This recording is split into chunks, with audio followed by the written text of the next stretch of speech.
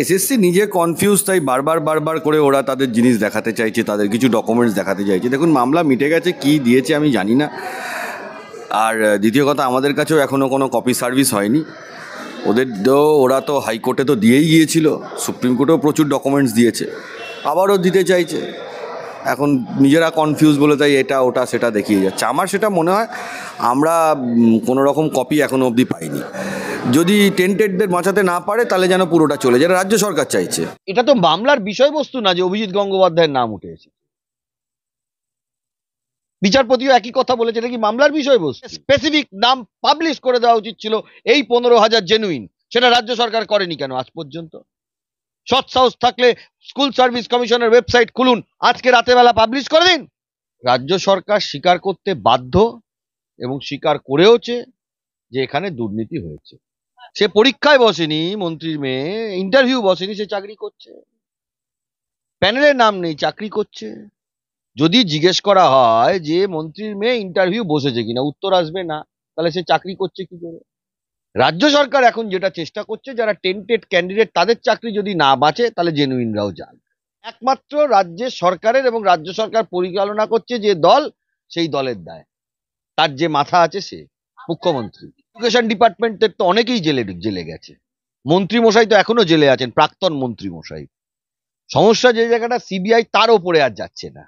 দেখুন, school service commission হাইকোর্টের কাছে পুরোপুরি স্পেসিফিক্যালি বলেছিল যে এই প্যানেলে আরও দুর্নীতি থাকতে পারে। এটা তাদের স্পেসিফিক সাবমিশন ছিল, এবং স্টেট গভর্নমেন্টের সাবমিশন ছিল যে কত পরিমাণ দুর্নীতি হয়েছে এক্স্যাক্টলি তারা বলতে পারবে না, মানে যেটা লেখা আছে তার মানে এটা দাঁড়ায়।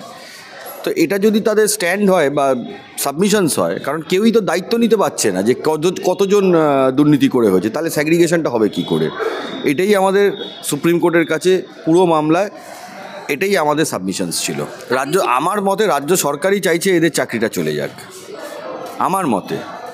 তার কারণ হলো, যদি রাজ্য সরকারের সদিচ্ছা থাকতো এই ধরনের ব্যাল্ট সাবমিশন না করে স্পেসিফিক কারা জেনুইন কারা ফল তাদের লিস্টটা প্রকাশ্যে নিয়ে চলে আসতো উইথ মার্কস অ্যান্ড এভরিথিং।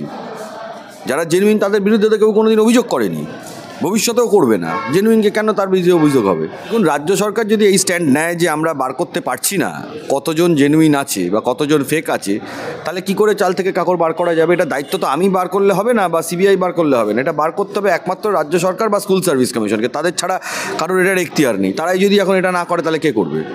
দেখুন, হিয়ারিং কনক্লুড হয়ে গেছে, আমাদের ওয়েট করতে হবে সুপ্রিম কোর্ট কবে জাজমেন্ট দেয়। 26,000-এর মামলায় রাজ্য সরকার এসএসসি স্বীকার করে নিয়েছে দুর্নীতি হয়েছে। সত্যি কি স্বীকার করেছে? আমার সঙ্গে রয়েছেন আইনজীবী বিক্রম ব্যানার্জি। বলছি দাদা, রাজ্য সরকার এবং এসএসসি স্বীকার করে নিয়েছে দুর্নীতি হয়েছে 26,000-এ? এই মামলায় না স্বীকার করার মতন কোনো উপায় নেই। এই মামলায় রাজ্য সরকার এবং স্কুল সার্ভিস কমিশন এই মামলায় স্বীকার না করে কিচ্ছু করতে পারবে না। স্বীকার করতে হবে, যা ডকুমেন্ট আছে তার বাইরে তো কথা বলতে পারবে না। কথা বলবে তো ডকুমেন্ট। রাজ্য সরকার যাই বলুক, আমি যা খুশি বলতে পারি, বাজারে যা খুশি লড়তে পারে, যে যা খুশি বলতে পারে, কথা বলবে ডকুমেন্ট।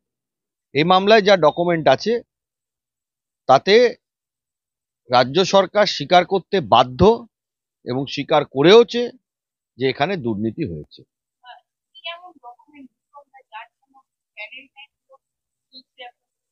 দেখুন, প্যানেল ঝুলছে তার কারণ আলাদা। ডকুমেন্ট হলো যে ফার্স্ট হয়েছে তাকে চাকরি না দিয়ে যে 10th হয়েছে তাকে চাকরি দিয়ে দিয়েছে। আপনি বলুন, এই ডকুমেন্ট যদি থাকে আদালতে সেটা কি হবে? যে 10th হয়েছে তার সে চাকরির দাবি দেওয়া তার পাওয়া উচিত, সে পেল না। যে প্যানেলে নাম নেই সে চাকরি করছে, মন্ত্রীর মেয়েই তার মধ্যে আছে। সে পরীক্ষায় বসেনি, মন্ত্রীর মেয়ে ইন্টারভিউ বসেনি, সে চাকরি করছে। প্যানেলের নাম নেই, চাকরি করছে।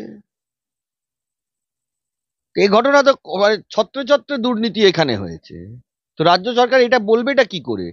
যদি জিজ্ঞেস করা হয় যে মন্ত্রীর মেয়ে ইন্টারভিউ বসেছে কিনা, উত্তর আসবে না, তাহলে সে চাকরি করছে কি করে? সে আবার সুপ্রিম কোর্টের কাছে আবেদন জানিয়েছে তার টাকাটা ফেরত দিতে হবে। সেই জন্য এটা তো ঘটেছে, এটা তো কোনো অস্বীকার করার জায়গা নেই, এটা তো ওপেনলি ঘটেছে এবং এটা ম্যাটার অফ রেকর্ড। রাজ্য সরকার এখন যেটা চেষ্টা করছে, যারা টেন্টেড ক্যান্ডিডেট তাদের চাকরি যদি না বাঁচে তাহলে জেনুইনরাও যান। এটা তো রাজ্য সরকারের চেষ্টা। না না, আপনি যদি দেখেন রাজ্য সরকারের তরফ থেকে সাবমিশন হচ্ছে, স্কুল সার্ভিস কমিশন বলছে possibilities of further illegalities exist. আমরা দেখিয়েছি কি, আমরা দেখিয়েছি 5,000, 7,000, 6,000 এই ফিগারে এরা ফেক ক্যান্ডিডেট। যদি রাজ্য সরকার এই স্ট্যান্ড নেয় বা স্কুল সার্ভিস কমিশন এই স্ট্যান্ড নেয় যে আরো ইলিগ্যালিটি আসতে পারে, তাহলে স্বাভাবিকভাবেই পুরো প্যানেলটা যেরকম হাইকোর্টে গেছে, আমাদের তরফ থেকেও সুপ্রিম কোর্টের কাছে এই হিসাবে আরো ইলিগ্যালিটি আসতে পারে, এই কথাটা বললে আমরা কি বলবো? আমরা বলবো যে ওই ইলিগ্যালিটি গুলো রেখে দাও? রাজ্য সরকার বলতে পারবে যে ওই ইলিগ্যালিটি গুলো রেখে দাও? রাজ্য সরকারের তো স্পেসিফিক বলা উচিত ছিল, পাবলিশ করা উচিত ছিল যে এই 15,000 তাদের নাম, roll number, address, marks, OMR সব পাবলিশ করে দিলাম। যেটা আছে সেটা পাবলিশ করতে, আর ওএমআর তো নেই মানে কি? ওএমআর তো ছিল রাজ্য সরকারের কাছে, তাকে তো সমস্ত ডিটেলস দিয়ে এটা পাবলিশ করতে হতো, সে তো সেটা করেনি। আইনেই বলা আছে তো ইন্টারভিউ লিস্ট দেওয়ার আগে উইথ অল ডিটেলস পাবলিশ করতে হবে। কেন রাজ্য সরকার করেনি? একমাত্র রাজ্যের সরকারের এবং রাজ্য সরকার পরিচালনা করছে যে দল, সেই দলের দায়, তার যে মাথা আছে সে মুখ্যমন্ত্রী। ডিফ্যাক্ট কি, যারা বঞ্চিত চাকরি প্রার্থী তারা মামলা করেছে, বঞ্চিত চাকরি প্রার্থী যারা তারা মামলা করেছে। এইখানে 25,000 লোক চাকরি পেয়েছে, কেউ বলছে না তো 25 লক্ষ ছেলে এখানে প্রতারিত হয়েছে, 15,000 জেনুইন ক্যান্ডিডেট প্রচারিত হয়েছে, এটা তো কেউ বলছে না। 25 লক্ষ ছেলে পরীক্ষার্থী এই মামলায়, এরা কি বানের জলে ভেসে এসেছে নাকি? 25 লক্ষ ছেলে এখানে পরীক্ষা দিয়েছে, 15,000 ছেলে এখানে যারা চাকরি পেয়েছে তারা জেনুইন আছে। রাজ্য সরকারের তরফ থেকে স্পেসিফিক নাম পাবলিশ করে দেওয়া উচিত ছিল এই 15,000 জেনুইন, সেটা রাজ্য সরকার করেনি কেন আজ পর্যন্ত? সৎ সাহস থাকলে স্কুল সার্ভিস কমিশনের ওয়েবসাইট খুলুন, আজকে রাতে বেলা পাবলিশ করে দিন। করছেন না কেন? করছেন না কেন? বাজারে ডায়লগ তো অনেকে মারতে, আর কিছু কিছু মানুষ আছেন যারা এইসব বাজারি ডায়লগে বিশ্বাস করছেন, যারা যারা শাসক দলের নেতা মন্ত্রী আছেন তাদেরকে বিশ্বাস করছেন। তাদেরকে একটা কথা আমি বলবো, এই বাংলায় সারদা চিটফান্ড 25 লক্ষ মানুষকে ঠকিয়ে বেরিয়ে গিয়েছিল। এই যে সরকার চালাচ্ছে তারা ঠক এবং প্রতারক, এদের কথা বিশ্বাস করবেন না। বই পড়ুন, আইনটা দেখুন, কি নিয়ে আর্গুমেন্ট হয়েছে দেখুন। কলকাতা হাইকোর্টে রাজ্য সরকারের কি স্ট্যান্ড, সেটা কলকাতা হাইকোর্টের রেকর্ডে অর্ডার আছে, সেটা দেখুন। দেখুন, এটা তো মামলার বিষয়বস্তু না যে অভিজিৎ গঙ্গোপাধ্যায়ের নাম উঠে এসেছে। বিচারপতিও একই কথা বলেছে, এটা কি মামলার বিষয়বস্তু? মামলা চলবে রেকর্ড কি বলছে, ডকুমেন্ট কি বলছে তার উপরে।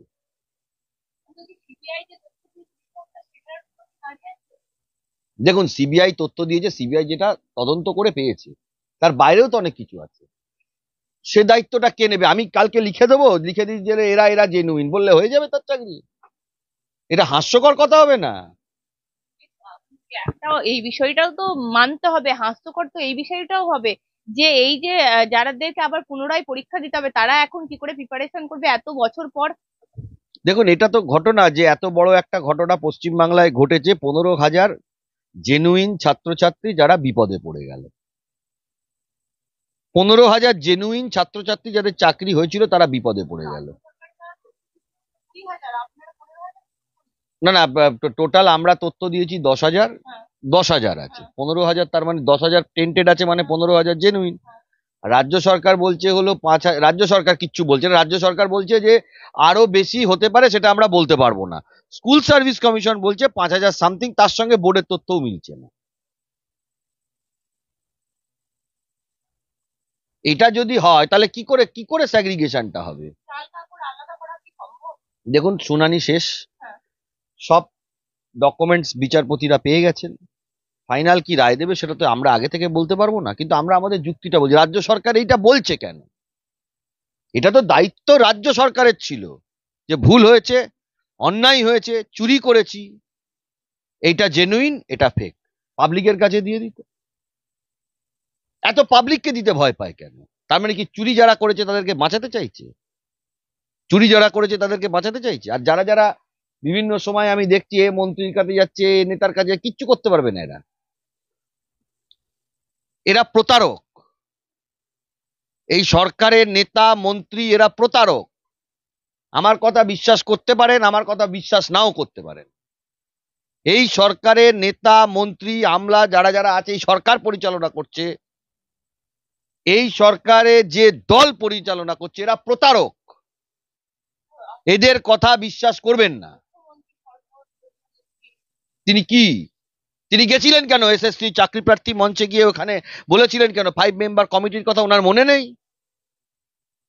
আবারও বলছি যে এই সরকার পরিচালনা যারা করছেন, যে রাজনৈতিক দল পরিচালনা করছেন, এটা হলো প্রতারকেরা।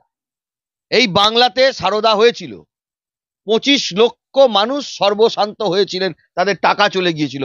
লাখখানেক মানুষ তো পুরো শেষই হয়ে গেছিলেন, তাদের সব চলে গেছে, কিচ্ছু নেই।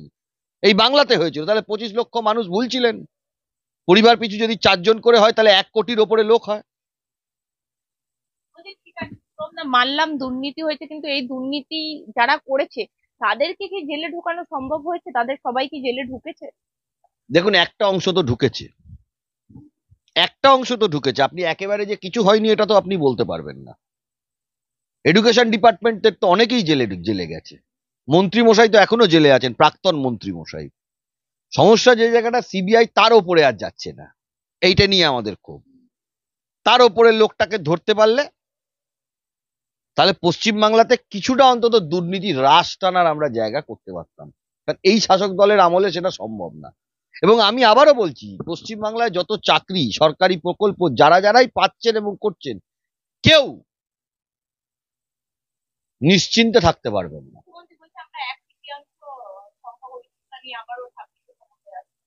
দেখুন, মানুষ কি ভোট দিল না দিল তার সাথে তো আইনের কোনো সম্পর্ক নেই। আর মানুষ সবসময় ঠিক হয় না। সারদায় 25 লক্ষ লোক ইন্টু 4, 1 কোটি মানুষ, তাদের পরিবার সহ তারা পরীক্ষায় সারদায় টাকা রেখে 25 লক্ষ লোক রেখেছে, 25 লক্ষ ডিপোজিট, তাদের পরিবার পিছু 4 জন করে 1 কোটি লোক হয়। তাহলে 1 কোটি লোক সঠিক, এটা বলতে হয়। তাই মেজরিটি সবসময়, ডেমোক্রেসিতে সবসময় সঠিক জিনিস বলে না। আর এখানে পশ্চিমবাংলায় ভোট হয় না, তাই তারা 1/3, 2/3, 3/3 ভোট নিয়ে 294টা সিটও যদি জিতে নেন, তাতে তারা সঠিক হলেন, এটা কিন্তু নয়। অঙ্কের হিসাব 2+2 থাকবে।